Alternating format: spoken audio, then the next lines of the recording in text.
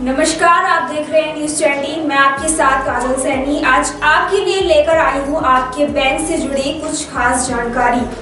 जी हाँ, अगर आपका बैंक से जुड़ा कोई भी कार्य है तो समय रहते उसे निपटा लीजिए, क्योंकि हम आपको बता दें कि 31 मार्च सभी बैंकों का वित्तीय वर्ष का आखिरी दिन है, जिसके बाद अब बैंक की सुविधा का लाभ आप सब सुचारू रूप से 13 व 14 अप्रैल को ही ले पाएंगे। जबकि इसके अलावा इस वर्ष केंद्र सरकार द्वारा श्रम कानून में भी कुछ बदलाव किए जा रहे हैं, जिसका सीधा असर आपकी जेब पर भी पड़ सकता है। तो आगे की जानकारी लेने के लिए देखिए यह रिपोर्ट।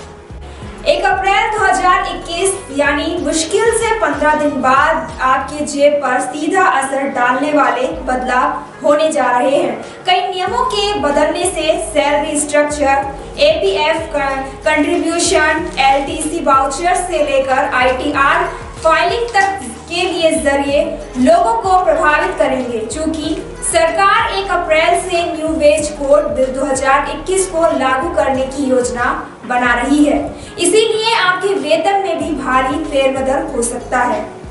बजट 2021 में टैक्स से जुड़ी कुछ प्रमुख घोषणाएं भी 1 अप्रैल से लागू होने वाली हैं, जिसका मतलब है कि अगले महीने से आरटीआर दाखिल करने वाले नियम, एपीएफ अंशदान व कराधान नियम लागू होंगे।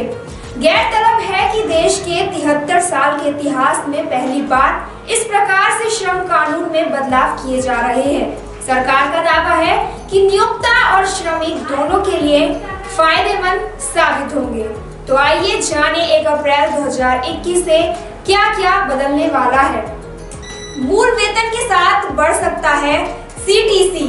न्यू वेज कोड यदि 1 अप्रैल को लागू किया जाता है तो कुल मजदूरी का कम से कम 50% होगी।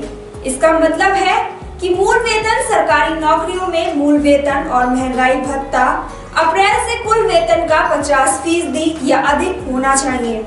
आज ज्यादातर कंपनियों का मूल वेतन लगभग 35% से 45% है। यह उनके लिए एक बदलाव होगा। नए नियम लागू होने पर आपके मूल वेतन के साथ साथ आपका सीटीसी भी बढ़ सकता है। वेतन घटेगा और पीएफ बढ़ेगा।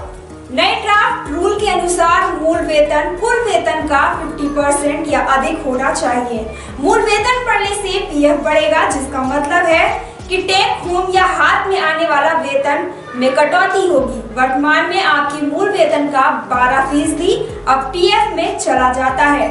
अब मूल वेतन सीटीसी का 50% हो जाता है तो पीएफ में योगदान भी बढ़ जाएगा।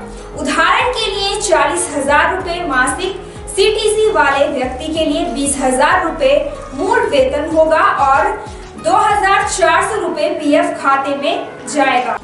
एलटीसी योजना में छूट बंद। 2020 में कोविड-19 के प्रकोप के कारण केंद्र ने आवश्यक यात्रा रियायत एलटीसी योजना में छूट की घोषणा की थी। इस छूट ने केंद्र सरकार के कर्मचारियों को 12 अक्टूबर 2020 के बीच किए गए खर्चा पर आयकर लाभ का दावा करने की अनुमति दी। यात्रा व्यय के बदले 12% या अधिक की जीएसटी दर को आकर्षित करने वाली वस्तुओं की खरीद पर भी लाभ होगा। रिटायरमेंट की राशि में होगा इजाफा। ग्रेजुटी और पीएफ में योगदान बढ़ने से रिटायरमेंट के बाद मिलने वाली राशि में इजाफा होगा। इससे लोगों को रिटायरमेंट के बाद सुखद जीवन जीने में आसानी होगी। उच्च भुगतान वाले अधिकारियों की वेतन संरचना में सबसे अधिक बदलाव आएगा और इसके चलते वो ही सबसे ज्यादा प्रभावित होंगे। पीएफ और ग्रेजुटी बढ़ने से कंपनियों की लागत में भी वृद्धि होगी, क्योंकि उन्हें भी कर्मचारियों के लिए पीएफ में ज्यादा योगदान देना पड़ेगा। इन चीजों से कंपनियों की बैलेंस शीट्स भी प्रभावित होगी। काम के घंटे 12 घंटे करने का प्रस्ताव। नए ड्राफ्ट कानून में कामकाज के अधिकतम घंटों को बढ़ाकर 12 घंटे का प्रस्ताव पेश किया है। ओएस कोड के ड्राफ्ट नियमों के 15 से 30 मिनट के बीच के अतिरिक्त कामकाज को भी 30 मिनट गिनकर ओवर टाइम में शामिल करने का प्रावधान है।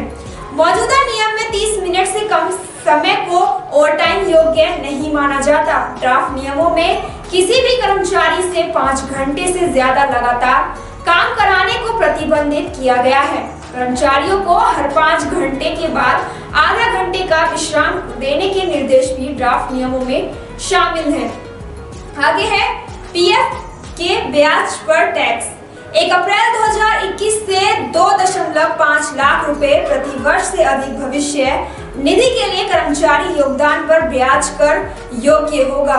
यह वित्तीय मंत्री निर्मला सीतारमण द्वारा अपने बजट भाषण की गई घोषणा के अनुरूप है। इसका मतलब है कि 1 अप्रैल से पीएफ खाते में भी प्रति वर्ष 2.5 लाख रुपए से अधिक का योगदान करने वाले लोगों को 2.5 लाख रुपए की सीमा से अधिक की राशि पर अर्जित ब्याज पर कर का भुगतान करना होगा। वरिष्ठ नागरिकों के लिए ITR फाइलिंग। 75 वर्ष से अधिक आयु के वरिष्ठ नागरिक जिनके पास केवल आय के स्रोत के रूप में पेंशन और ब्याज है, उन्हें आयकर रिटर्न दाखिल करने से छूट दी जाएगी। 75 वर्ष से अधिक आयु के वरिष्ठ नागरिकों को हर कर का भुगतान करने से छूट नहीं है। हालांकि उन्हें कुछ शर्तों को पूरा करने पर आयकर रिटर्न RTR दाखिल करने से छूट दी जाती है। आयकर रिटर्न दाखिल करने की छूट केवल उसी स्थिति में उपलब्ध होगी जब ब्याज आय उसी बैंक में अर्जित की जाती है जहां पेंशन जमा की जाएगी। नॉन फाइलों के लिए उच्च दर पर TDS। अब क्या है इसका मतलब? आयकर रिटर्न के गैर फाइलों के लिए TDS के लिए उच्च दर प्रदान करने वाले विशेष प्रावधान के रूप में आयकर अधिनियम में एक नया खंड 206A डाला जाएगा। इसके अतिरिक्त व्यक्तिगत करदाताओं को पहले से भरे हुए आयकर रिटर्न ITR दिए जाएंगे। इस कदम का उद्देश्य रिटर्न दाखिल करने में धीर देना है। पहले से भरे ITR में करदाता के आय और अन्य डेटा पर स्वचालित अपलोड होगा। तो कैसी लगी ये वीडियो हमें बताने के लिए कमेंट बॉक्स में कमेंट करें, हमारी वीडियो को लाइक करें और हमारे चैनल को सब्सक्राइब करें। तो इसी के साथ जुड़े रहिए न्यूज़ 20 पर मेरे साथ। कल फिर मिलेंगे कल के प्रोग्राम के साथ। तब तक के लिए नमस्कार।